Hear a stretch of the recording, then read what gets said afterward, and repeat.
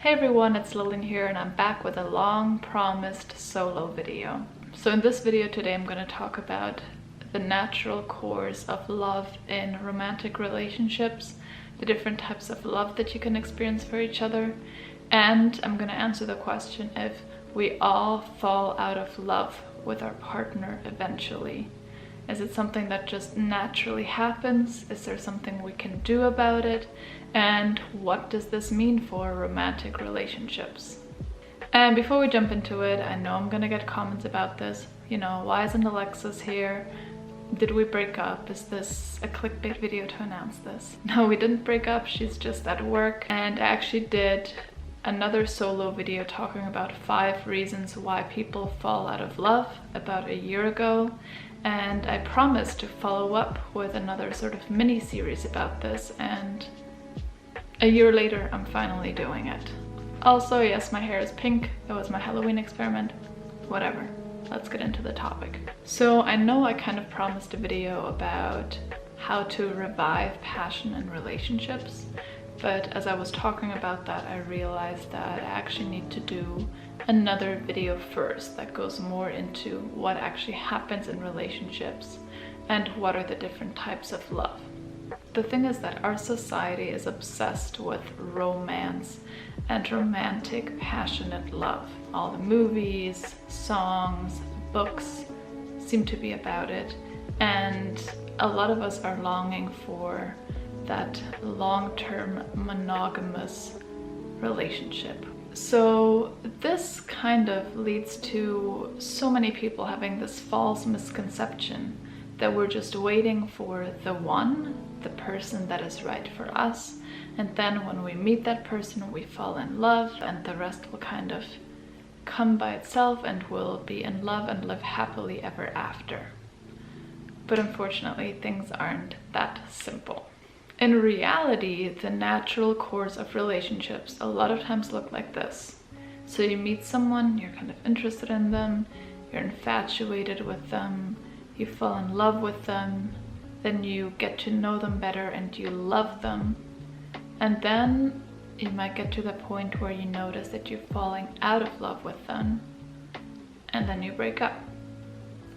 Doesn't happen exactly like this all the time, but for a lot of relationships, this is how it happens. So that's why so many relationships after a few years kind of fall apart, no matter how happy and amazing the beginning of that relationship was. So the different types of love that you can feel for one another always vary in different degrees between 3 main components, which are intimacy, passion, and commitment. And the ideal kind of love that so many of us are looking for is of course the kind of love that has all 3 components, but that is by far not the most common type of love, and it's a type of love that's very hard to sustain. So at the beginning of a new relationship, when you just meet someone and you're very infatuated with them, it usually starts with passion, right? So you're passionate about each other, and then that usually leads to intimacy because you spend a lot of time together because you're so passionate about each other. And then when you get to the point where you think, okay, like this person is worth it and I want to be with them, then you commit to them, and then you also have commitment in that relationship. So then you have passion, intimacy, and commitment, and you have that ideal type of love. So not always everyone achieves this kind of love, but if it is achieved, it usually isn't sustained for very long. So what we can see is from many studies and observations, and I'm sure also from your personal experience, after about 1 to 2 years, the passion tends to dwindle down in a relationship. And then you're left with intimacy and commitment. And this type of love is known as companionate love. And it's a type of love that a lot of long-term relationships and marriages consist of. And it can be very fulfilling and it can make you happy in the long term, but it's not that romantic type of love that we want, you know, the like, oh my god, I'm getting this rush of butterflies when I see you, I just want to rip your clothes off and you're all I'm thinking about. That's not the type of love that it is. You know, passion comes with idealization and this obsessive component in the relationship, that all you do is think about each other and you want to know everything about each other, and yeah, it's kind of like a drug, right? So that moment when we don't have that passion anymore, when we're not obsessed with each other anymore, that's a lot of times when people panic and get scared and they think something is wrong here. I've fallen out of love because I don't feel that anymore, and that must mean that something's wrong with this relationship. You're not the right person for me after all. And that's when a lot of times people break up. So in order to answer the question, is this just the natural course of relationships? You know, does passion always disappear from relationships? We need to look at passion in more detail. The thing is that passion lives off of mystery and novelty. So when you meet a new person, passion is high because everything is new. It does feel like the rush of a drug when we have that passionate love, and it is actually tied to a neurotransmitter in our brain called dopamine. But that dopamine rush, that can't be sustained long term.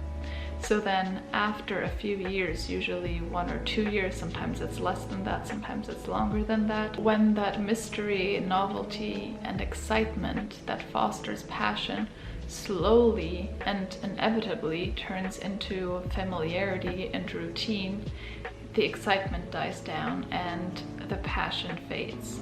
Passion is also related to idealization, like I said before. So at the beginning, when you're just getting to know the person, we're all showing our best sides, and you may think that this person is the most amazing person that you've ever met. Chances are that a few years into the relationship, you have a much more realistic picture of who your partner is. You know, you've seen their good sides, but you've also seen their bad sides, and you just know what each other's strengths and weaknesses are. Being in love means a lot of different things to different people, but when you're kind of scientifically looking at it, when passionate love dies, that's what people usually refer to as falling out of love. Falling out of love, or having the passionate part of a relationship lost, does not mean that there is no love anymore in your relationship and that you can't be happy. No, and there are actually ways in which you can revive that passion in your relationship. So am I essentially saying that it's not possible to have romantic, passionate love that lasts and that you can't happily be in love forever after? Not essentially, but what I'm saying is that you need to have realistic expectations of a romantic relationship, and that when the passion disappears, or you don't feel that buzz that you had at the beginning of a relationship and you don't feel the butterflies anymore, that you can't then look at your partner and say, I'm out of love, guess you weren't the right person, sorry. The thing is that a lot of people go around chasing that thrill of the buzz of a fresh new love. So, you know, they start relationships, and then once the feeling dies down, they break up, and then they look for a new one. And that's how a lot of us are going through life, kind of always chasing for that, and then if it's not sustained, they think something's wrong with the relationship and they go look for it with someone new. And then there are other people that are saying, okay, that buzz and that passion that you're getting at the beginning of a relationship, it's actually pretty superficial, and that's not what I'm looking for, but I'm looking more for that deep bond, and I want to find the person that I want to, you know, commit to for a long time based on deeper reasons for that. And then there's also, of course, alternative models of relationships, which I'm also happy to discuss in another video. Because this is very like monogamy focused. But for those of you who are saying, I want to be in a long-term relationship, but I don't want to be in a relationship that after a few years doesn't have any passion anymore, that's not how it has to be. You can revive passion in a relationship and you can bring it back. It just won't come as naturally as it did in the beginning. And here I will leave you with the promise of a separate video about this again. So different ways in which you can bring passion back into your long-term relationship, and how you can sort of keep the spark alive as cosmopolitan would call it. And I promise I'm actually gonna do this video sometime within the next month. It's not gonna take another year. I was even thinking about sort of starting my separate YouTube channel just discussing topics around this because I really love it, and because whenever I do a solo video, people are always like, where's Alexis? And it's like, I understand, it's kind of, you know, this is our channel. So on the other hand, I already have a platform here, people are going to be watching here already, so I guess we'll see how it develops. Thank you so much for watching.